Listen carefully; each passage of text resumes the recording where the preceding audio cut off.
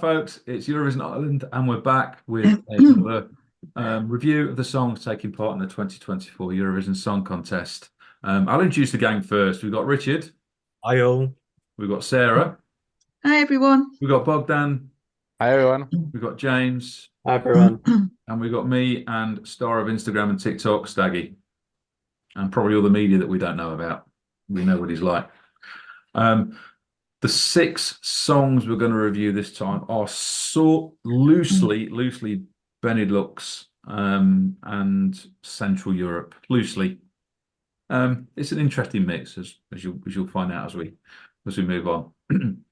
We're going to start off with Belgium. Now they're sending a song this year called "Before the Party's Over," and it's performed by Musty, and he's written it with 5 other people. They know who they are.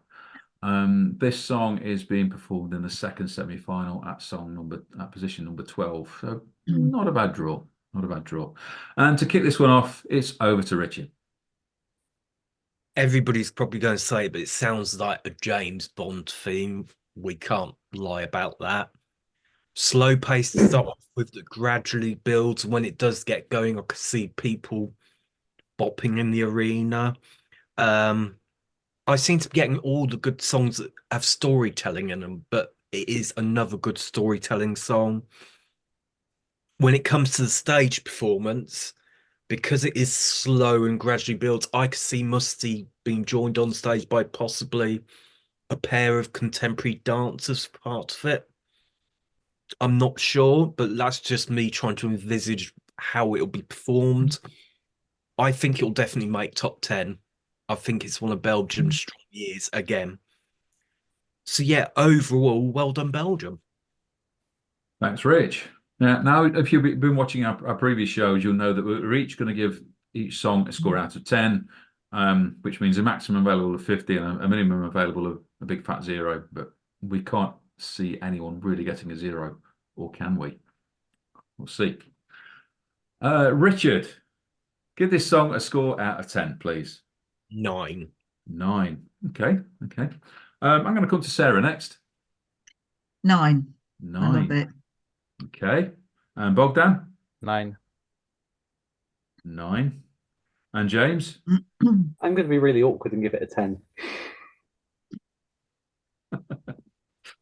I'm going to be really awkward and give it an 8. So, Musty from Belgium scores 45, which I believe could be the leading score of all of our shows so far. Who knows? Right, I'm going to come to me next. So I'm going to take on Poland. There we go. There's a little Polish flag. It's called The Tower, and it's been performed by Luna, and she's co-written it with Paul Dixon and Max Costa, possibly. Anyway, yeah. It's been performed in the first semi-final, song number 6. I think this one could be the sleeper. I really do. It's the one that no one's really picking up on, but could score like a steady 6s and 7s. And sometimes that's where the contest is won. It's not always won with the 12s, 10s, and 8s. You've got to sometimes watch where the 6s and 7s go as well. It's contemporary. She's got a very current sound about her. She's got an interesting look, which is quite striking. She's very pale, but she's very striking, and that might make people remember her. Maybe her more than the song. I don't know. But I think that there's a lot of little things going in this song's favour. So it's an earworm as well. It's very current. It could potentially just get into your head and you think, yeah, I've got to vote for this one. And I don't really see a problem with it at all. So much so that I'm going to give it an 8 out of 10. Come to Sarah next. What's your score for Poland? I'm going to give it a 6. I think it's going to be one of those that's going to probably grow on me throughout the Eurovision fortnight. Okay, thank you. And Bogdan? I agree with Sarah. It's a 6 for me as well. Sorry, a 6. Yes, a 6. 6. Thank you. Thank you. And James? I'm going to give it a 6 as well. I think, as you say, people are sleeping on this one. I think this could potentially do a lot better than people think it will. Absolutely. Absolutely. And finally, Richard. I'm giving it a 7 with further potential. Okay.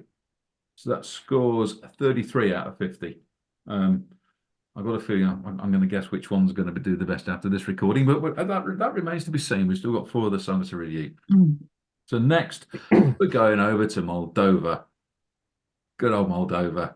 Now, they're sending Eurovision veteran Natalia Barbu with a song In the Middle, which she's written with Chris Richards. I'm sure that's his name. And yeah, he doesn't sing Living Doll.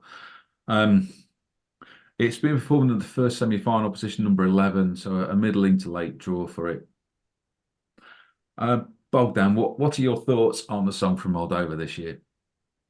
Well, I quite have mixed feelings myself because I want to like it. I'm not sure that I do, unfortunately.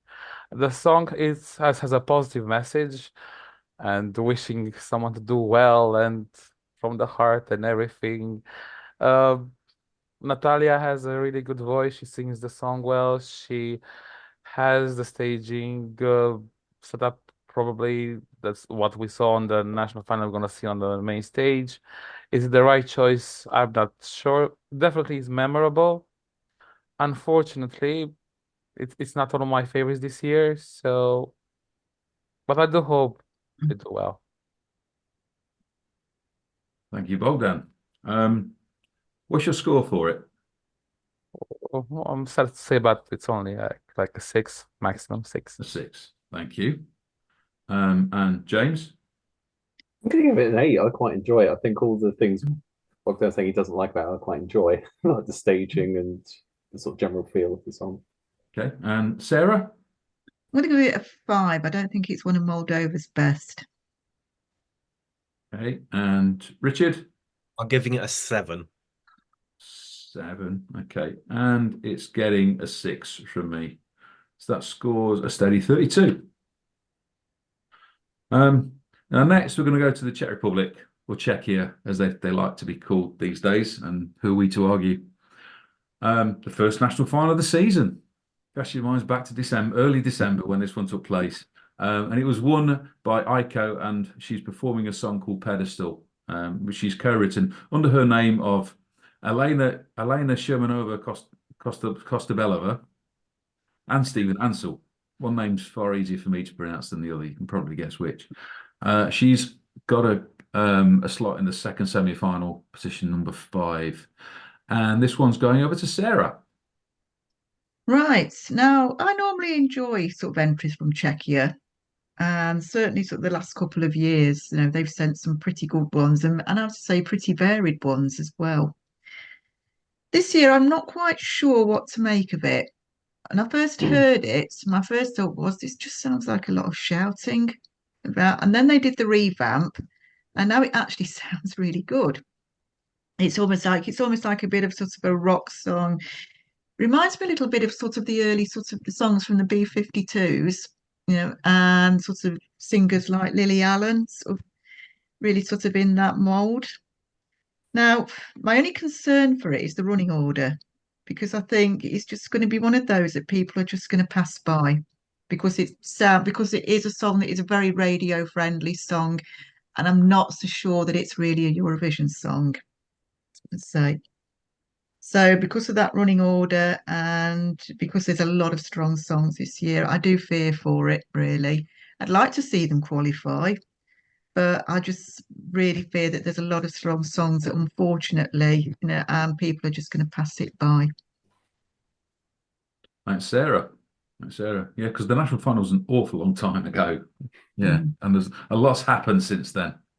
Anyway, you need to give a score out of 10 for Czechia, and that will be...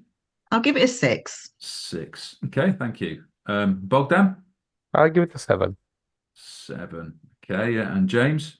I'm going to give it an 8. Okay. And Richard?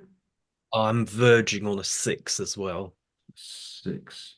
And from me, yeah, I like it a bit more than average, so it's getting a 7 off me. So that scores 34. One of these days, my adding will be right, but we'll look at that. Right, moving on, we're going to take the Netherlands. There. Winners not so long ago, long track record in the contest. They've picked a guy called Joost Klein to sing the song Europapa, which he's written with 6 other people, I understand.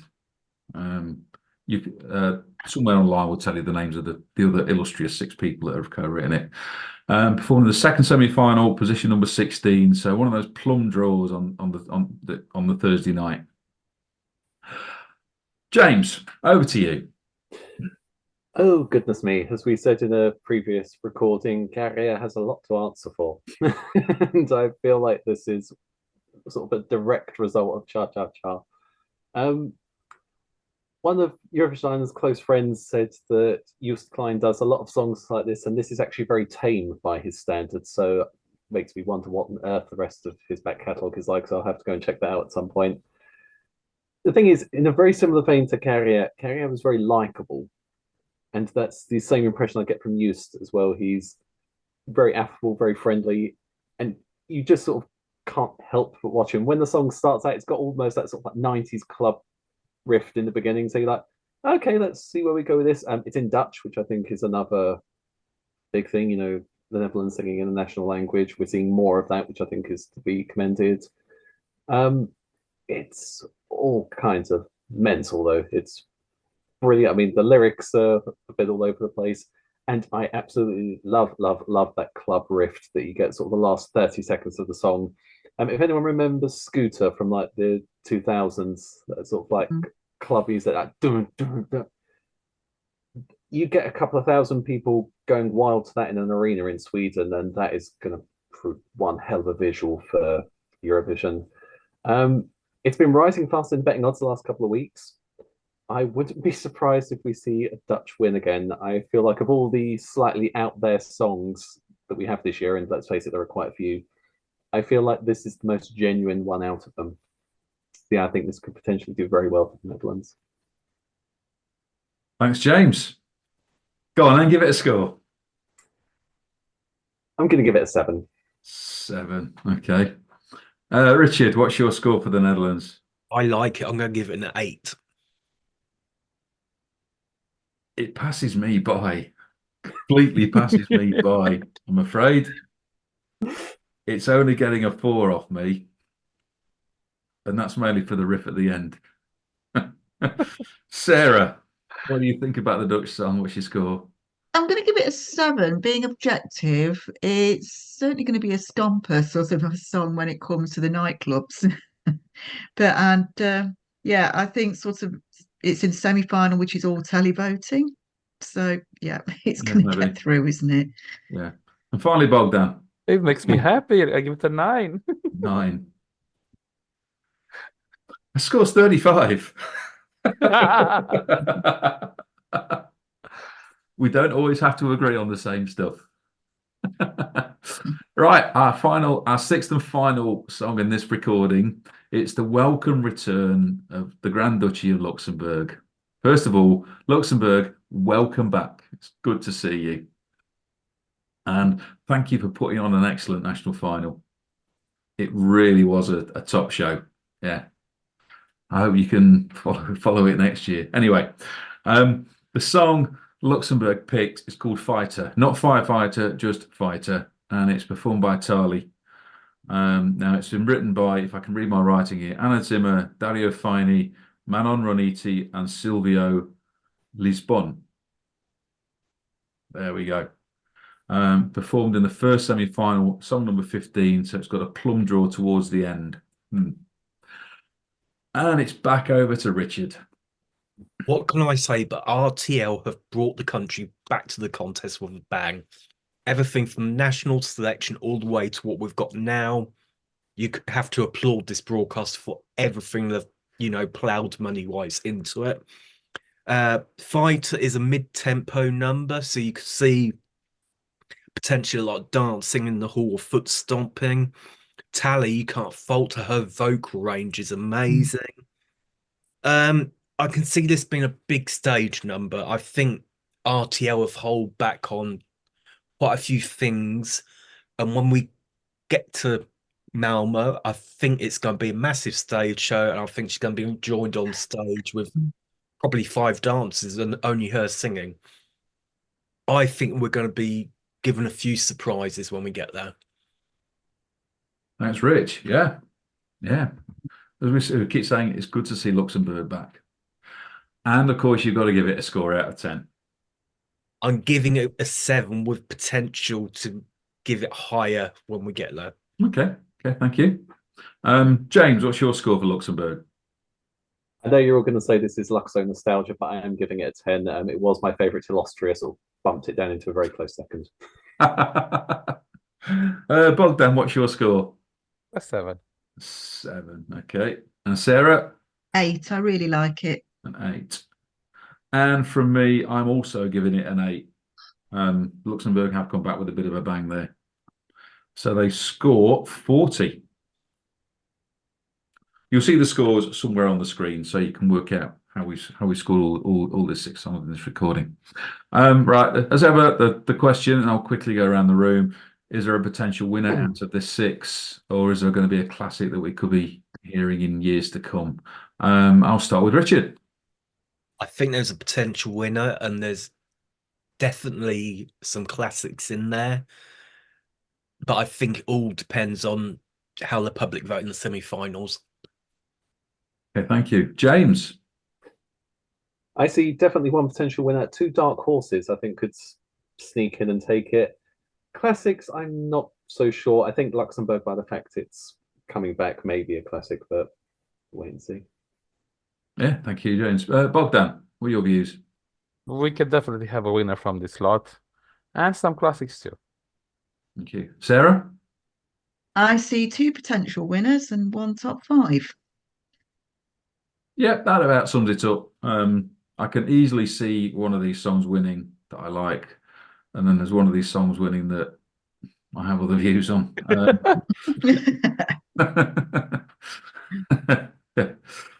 Can you guess which it is? No. But yeah, it's not a bad crop of songs, this half dozen, generally. So that's our 4th review done. We've got 2 more to come. Stay tuned for them. They'll be appearing soon if they've not appeared already.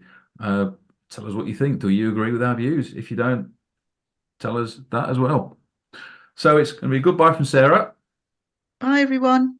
And Bogdan. Bye, everyone. And James. Bye, everyone. And Richard. Bye, everyone. And me, and star of interwebs everywhere, and Staggy. Bye. So all the best, and catch you soon. Bye.